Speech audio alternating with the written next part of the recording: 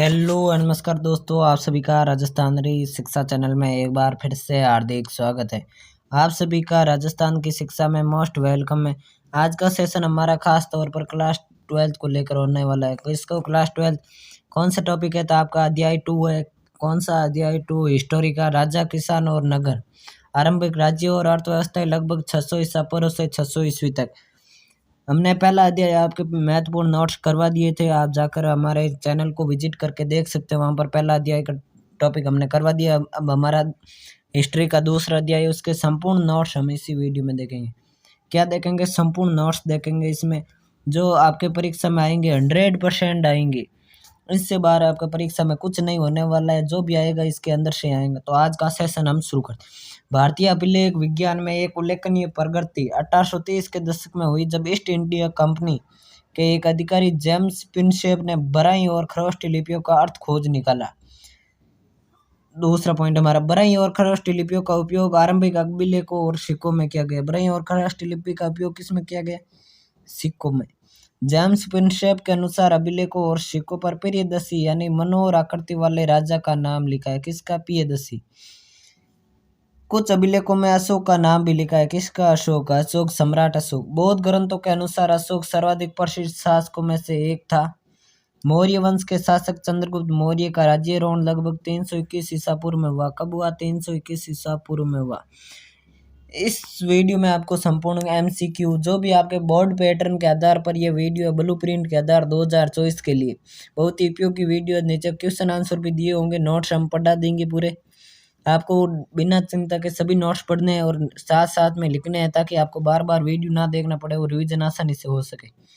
अभिलेख किसे कहते हैं? तो अभिलेख उन्हें कहते हैं जो पत्थर, धातु या मिट्टी के बर्तन जैसी कठोर सतह पर खुदे हुए होते हैं। तो अभिलेख किसे कहते हैं? जो पत्थर, धातु या मिट्टी के बर्तन जैसी कठोर सतह पर खुदे होते हैं। प्राचीनतम अभिलेख प्राकृत भाषा में लिखे जाते थे। प्राचीनतम अभिलेख प्राकृत भाषा में लिखे जाते थे। प्राकृत उन भाषाओं को कहा जाता है जो जन सामान्य की भाषा थी। प्राकृत भाषा किससे कहा जाता है? जो जन सामान्य की भाषा थी, जो हर आदमी यूज करता था, उपयोग लेता था। नेक्स्ट नंबर, 6ठी शताब्दी ईसा पूर्व में बौद्ध तथा जैन धर्म के साथ अनेक दार्शनिक विचारधाराओं का उदय हुआ। किस शताब्दी में? 6ठी। बौद्ध तथा जैन धर्म के ग्रंथों में महाजनपद के नाम से 16 राज्यों का उल्लेख मिलता है। कौन कौन से महाजनपद? वज्जी, मगध, कौशल, कुरु, गांधार, पांचाल और अवंती जैसे नामों में एक रूपता है। क्या है? एक रूपता। जनपद का अर्थ क्या? जनपद का अर्थ एक ऐसा भूखंड जहाँ कोई जन अपना पांव रखता है तो बस जाता है। इस शब्द का प्रयोग प्राकृत व संस्कृत दोनों भाषाओं में मिलता है। ये नोट्स आपको साथ साथ में लिखते जाना है, याद करते जाना है, ध्यान से सुनना है अगर आप सुन रहे हो तो। अधिकांश महाजनपदों में राजा का शासन होता था, लेकिन गण और संघ के नाम से प्रसिद्ध राज्यों में कई लोगों के समूह शासन करता था। गण और संघ में कई लोगों के समूह शासन करता था।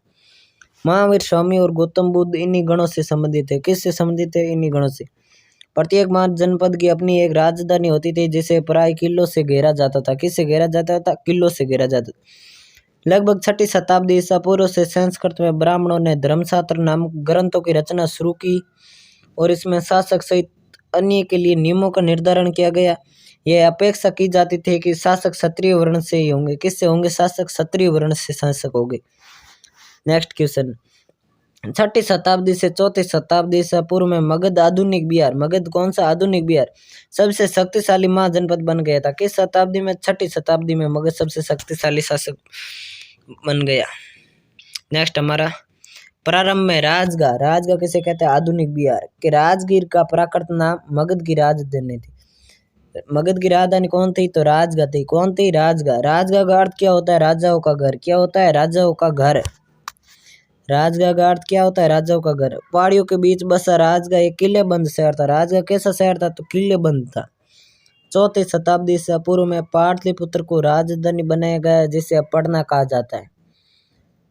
पाटलिपुत्र किसका राजधानी बने? तो मगध का। पाटलिपुत्र का किसका राजधानी बने? मगध का। किस शताब्दी में? तो 4ठी शताब्दी में। कौन सी शताब्दी? आपके 4ठी शताब्दी में। मौर्य साम्राज्य के संस्थापक चंद्रगुप्त मौर्य का शासन पश्चिम में अफगानिस्तान और बलूचिस्तान तक फैला हुआ था। क्या आगे क्वेश्चन, मौर्य साम्राज्य के शासक चंद्रगुप्त मौर्य का शासन कहाँ तक फैला था? पश्चिमों में अफगानिस्तान और बलूचिस्तान तक फैला हुआ था। अशोक ने 261 ईसा पूर्व में कलिंग पर विजय प्राप्त की। कौन सी ईस्वी में? 261 ईसा पूर्व कलिंग पर विजय की, जिसे आधुनिक उड़ीसा के नाम से जाना जाता है। किस नाम से जाना जाता है? उड़ीसा से। नेक्स्ट, चंद्रगुप्त मौर्य के दरबार में आए यूनानी राजदूत मेगस्थनीज द्वारा इंडिका पुस्तक लिखी गई। किसके द्वारा? मेगस्थनीज। आपका क्वेश्चन क्या आएगा? मेगस्थनी पुस्तक किसने लिखी? सॉरी, इंडिका पुस्तक किसने लिखी? तो इंडिका पुस्तक किसने लिखी? मेगस्थनीज ने। तो ये भी क्वेश्चन आ सकता है, मेगस्थनीज ने कौन सी पुस्तक लिखी? तो कौन सी पुस्तक लिखी? वो पुस्तक होगी आपकी इंडिका। कौन सी पुस्तक होगी? इसको नोट कर लेना, इंपॉर्टेंट है। नेक्स्ट क्वेश्चन आपका, कलिंग विजय के बाद अशोक का हृदय परिवर्तन हो गया और उसने बौद्ध धर्म अपना लिया। अशोक ने बाद में कौन सा धर्म अपनाया? तो बौद्ध धर्म अपना लिया। कौन सा धर्म अपनाया? बौद्ध धर्म। ये भी आपके इंपॉर्टेंट क्वेश्चन है। बाद में अशोक ने बौद्ध धर्म अपना लिया था। चंद्रगुप्त मौर्य के मंत्री चाणक्य, विष्णुगुप्त, कौटिल्य आदि के नाम से जाने जाते थे। चंद्रगुप्त मौर्य के मंत्री कौन थे? चाणक्य, विष्णुगुप्त, कौटिल्य आदि के नाम से जाने जाते। चाणक्य के द्वारा अर्थशास्त्र नामक ग्रंथ लिखा था। ये तीनों एक ही, मैं आपको बता, चाणक्य, विष्णुगुप्त और कौटिल्य तीनों क्या है? एक ही नाम है। एक व्यक्ति के ही तीन नाम है। क्या है? एक व्यक्ति के ही तीन नाम है। अर्थशास्त्र किसने लिखी? चाणक्य ने। अर्थशास्त्र की विषय वस्तु क्या थी? राजनीति थी। क्या थी? अशोक वह पहला सम्राट था जिसने अपने अधिकारियों और प्रजा के लिए संदेश प्राकृतिक पत्रों और पोलिश किए हुए स्तंभों पर लिखे। किसने? अशोक ने। अशोक ने अपने स्तंभ लेखों के माध्यम से धर्म का प्रचार किया। ऐसा कौन सा शासक था जिसने स्तंभ लेखों के माध्यम से अपने धर्म का प्रचार किया? तो कौन था वो? अशोक मान। कौन था? अशोक मान। चलता है नेक्स्ट अपने, अशोक के धर्म में बड़ों के प्रति आदर, सन्यासियों और ब्राह्मणों के प्रति उदारता, सेवकों तथा दासों के साथ उदार व्यवहार तथा दूसरों के धर्मों को परंपराओं का आदर करना शामिल था। इलाहाबाद स्तंभ अभिलेख के नाम से प्रसिद्ध प्रयाग प्रस्थिति की रचना किसने की? तो हरिशैन। प्रयाग प्रस्थिति की रचना किसने की? ये आपका इंपॉर्टेंट क्वेश्चन है। क्या? प्रयाग प्रस्थिति की रचना किसने की? तो हरिशैन ने की। किसने की?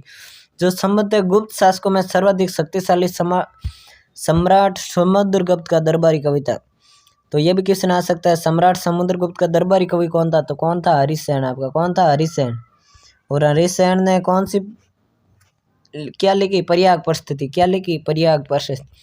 अब अशोक के अभिलेखों के अनुसार मौर्य साम्राज्य की 5 प्रमुख राजनीतिक केंद्र थे। कितने थे? 5। राजधानी कौन सी थी इसमें? पाटलिपुत्र राजधानी थी और 4 अन्य केंद्र थे, तक्षशिला, तोषली, सुवर्णगिरी और उज्जैनी। कौन? तक्षशिला, तोषली, सुवर्णगिरी और उज्जैनी। और राजधानी कौन सी थी? पाटलिपुत्र। सुवर्णगिरी सोने के पहाड़ी कर्नाटक में सोने की खदान के लिए उपयोगी था। अगर आरोहण भूभाग को कहते थे जो ब्राह्मणों को दान दिया जाता था। ब्राह्मणों से भूमि कर या अन्य प्रकार के कर नहीं वसूले जाते थे। ब्राह्मणों को स्थानीय लोगों से कर वसूलने का अधिकार था। कि अग्रहार किसे कहा जाता था? अग्रहार किसे कहा जाता? तो आपका ये उत्तर होगा, अग्रहार। नेक्स्ट अब, प्रभावती गुप्त आरंभिक भारत के एक सबसे महत्वपूर्ण शासक चंद्रगुप्त द्वितीय की पुत्री थी। क्वेश्चन क्या आएगा? प्रभावती गुप्त कौन थी? प्रभावती गुप्त चंद्रगुप्त द्वितीय की पुत्री थी जिसका विवाह दक्कन पठार के वाकाटक परिवार में हुआ। किस परिवार में? वाकाटक। बाण भट्ट के कनौज के शासक हर्षवर्धन का राजकवि हर्षचरित उनकी रचना है। मनुस्मृति प्राचीन भारत का सर्वाधिक प्रसिद्ध विधि ग्रंथ था। इसकी रचना 200 ईसा पूर्व से 200 ईस्वी के बीच संस्कृत भाषा में हुई। ये क्या है? मनुस्मृति। ये आपके बहुत ही इंपॉर्टेंट क्वेश्चन है। क्या इंपॉर्टेंट क्वेश्चन? मनुस्मृति आपके एग्जाम में आ सकता है। अब आपके वैकल्पिक प्रश्न दिए हुए कुछ जो आपके एग्जाम में पूछे जाएंगे, यहाँ पर हम छोटे क्वेश्चन करवा देते। मौर्य साम्राज्य का संस्थापक कौन था? तो कौन था? चंद्रगुप्त मौर्य। कौन सा था? चंद्रगुप्त मौर्य। सबसे प्रसिद्ध कुषाण शासक कौन था? ये आपको करना है, कमेंट में उत्तर बताने। निम्न में से ईस्ट इंडिया कंपनी के टकसाल में अधिकारी कौन थे? कौन थे? तो जेम्स पियर्सन। कौन थे? James Pearson. ब्राई और खरगोश लिपि का अर्थ किस वर्ष निकाला गया? ये अभी हमने नोट्स में पढ़ाया था। सतीव्रता के साथ वाला प्रथम अभिलेख कहाँ मिला? यह आपको ढूंढ के बताना है। अर्थशास्त्र के रचयिता कौन है? अभी अभी हमने बताया था। अर्थशास्त्र के रचयिता कौन है? तो कौन है? कौटिल्य। चाणक्य और कौटिल्य एक ही नाम है, मैंने आपको पहले ही बताया था। चलता है नेक्स्ट, मौर्य वंश की स्थापना किस वर्ष हुई? क्या है? मौर्य वंश की स्थापना किस वर्ष हुई? मौर्य साम्राज्य के संस्थापक चंद्रगुप्त मौर्य की राजधानी कौन सी थी? पाटलिपुत्र। कौन सी थी? पाटलिपुत्र। मैं जो बता नहीं रहा हूँ आपको कमेंट में उत्तर देना है ढूंढ कर। प्रयाग प्रस्थिति के लेखक कौन थे? अभी अभी बताया था हमने, हरिशैन। कौन था? हरिशैन। बौद्ध धर्म का विस्तार सर्वाधिक किस शासक के रूप में हुआ? शासक काल में हुआ? तो किसके? अशोक के शासनकाल में। अशोक ने बाद में खुद ने बौद्ध धर्म अपना लिया। ये आपके रिक्त स्थान है जो भी आपको करने हैं। मैं यहाँ नहीं करवा सकता क्योंकि आपका टाइम लंबा हो जाएगा, आपको ढूंढ के करना है। मैं पर्सन बता देता हूँ, यही इंपॉर्टेंट क्वेश्चन है, यही आएंगे 100%। इससे बाहर कुछ नहीं आएगा। क्या नहीं आएगा? इससे बाहर कोई भी क्वेश्चन नहीं आएगा।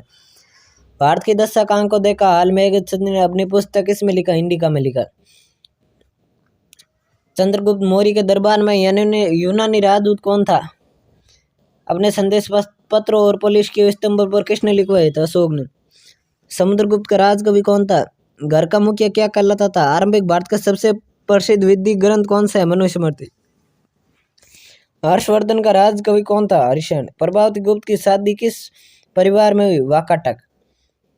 सांची के स्तूप का निर्माण किसके शासनकाल में हुआ? सिक्कों के अध्ययन को हम क्या कहते हैं? ये सभी क्वेश्चन आपके इंपॉर्टेंट है, ध्यान रखना है आपको। ये किताब में ढूंढकर या संजीव पासबुक जिसमें भी करते हैं आप ढूंढकर कर लेना है। 6ठी शताब्दी में भारत 16 महाजनपदों में बंटा हुआ था। राइट या गलत? तो राइट क्या हो जाएगा आपका? राइट। प्रयाग बस्ती की रचना बाण भट्ट की थी, तो गलत क्या हो जाएगा? गलत। नेपोलियन की तुलना समुद्रगुप्त से की जाती है। यस। किससे? मेगस्थनीज। चंद्रगुप्त मौर्य के शासनकाल में भारत आया है। मौर्य वंश का अंतिम शासक अशोक था। नहीं। प्रभावती गुप्त वाकट वंश की राजकुमारी थी। यस। कुषाण शासकों ने देवपुत्र की उपाधि धारण की। यस। सम्राट अशोक ने सुदर्शन झील का जीर्णोद्धार कराया। गलत। भूमि का वह भाग जो ब्राह्मणों को दान में दिया जाता क्या कहलाता? अग्रहार कहलाता था। राइट। प्रथम शताब्दी ईस्वी में सोने के सिक्के कुषाण शासकों ने जारी किया। इसका उत्तर आपको कमेंट बॉक्स में देना है। ये एक क्वेश्चन हमने ऐसे सत्य का छोड़ दिया क्योंकि ये तो जल्दी जल्दी हो जाए। ये नेक्स्ट है सही जोड़ी बताइए। मिलान कीजिए वाला क्वेश्चन है, तो आप एक बार स्क्रीनशॉट ले लीजिए या मिला लीजिए, जल्दी से स्क्रीनशॉट ले लीजिए। इनका आपको एक शब्द में उत्तर देना है। अशोक किस धर्म का अनुयायी था? बौद्ध। मेगस्थनीज कौन था? इंडिका नामक पुस्तक किसने लिखी? ये क्वेश्चन कर लेना, इससे बाहर आपको इस अध्याय में से कोई भी क्वेश्चन नहीं आएगा। ये मेरी गारंटी है 100%। क्या 100% गारंटी ले रहा हूँ। अगर 1% भी क्वेश्चन बाहर से आए तो वापस आकर कमेंट कर देना एग्जाम के बाद। ध्यान देख ले। सबसे अभिलेख किस भाषा में लिखे गए? सबसे पहले अभिलेख प्राकृत। सिक्कों के दिन को क्या कहते थे? मौर्य काल में कर निर्धारण करने वाला सर्वोच्च अधिकारी कहलाता था। बड़े पैमाने पर सोने के सिक्के किसके द्वारा चलाए गए? राजगा शब्द का क्या अर्थ है? अभी अभी कराया था। अफगानिस्तान में मिले अशोक के अभिलेख किस लिपि में लिखे गए थे? तो ये सभी क्वेश्चन है आपके। ये 2-2 अंक के आएंगे। अब आएंगे 4 अंक के क्वेश्चन, ये देख लीजिए। एक बार स्क्रीनशॉट ले लीजिए क्योंकि इतना पढ़ेंगे आपका भी टाइम वेस्ट होगा, मेरा भी टाइम वेस्ट होगा पढ़ने। आप स्क्रीनशॉट ले लीजिए एक बार।